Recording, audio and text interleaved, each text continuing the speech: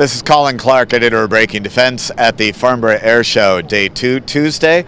We spoke a little while ago with U.S. Air Force Secretary Deborah Lee James about a host of issues, including base closures, the retirement of the A-10 fleet, and just how the Air Force is going to cope with Congress and its budget issues over the next 6 months. As you look at the next 6 to 9 months as you build your budget, what are the 3 really hard choices you think you're going to have to make? That's a really interesting question. First of all, in the next 6 months, I hope, maybe even less than 6 months, we will have the final decisions from Congress on our FY15 budget. Inshallah, you're right. But you know, step one is we have a whole series of proposals before the Congress. Are we going to be allowed to proceed or not?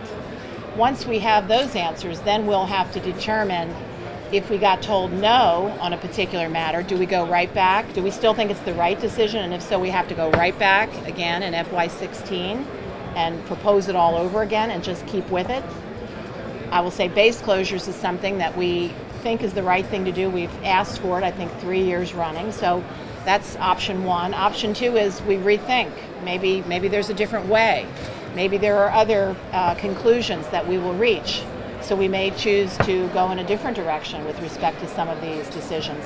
So there's going to be a whole series of questions that we're going to have to look ourselves in the mirror and come up with answers to. So, you know, I could go through the programs with you, but I think you're well familiar with what I'm talking about. So that's going to be very important over the next several months, is to get the decisions from Congress and figure out which way do we go. Probably keep pressing on the A-10 even if they say no this time.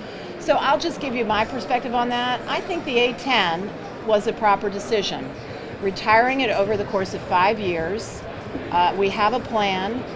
Many of the units that would be having the A-10 go away over time would be getting new missions that are more enduring for the long term.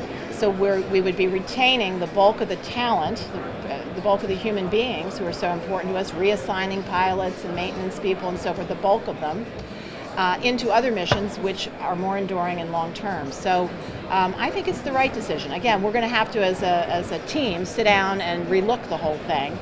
But I think it's a proper way to go, given the age of the aircraft, given the fact that we have other aircraft that can do close air support. As much as we love the A-10, I always want to say that, it has done a fabulous job, but the time has come to move forward.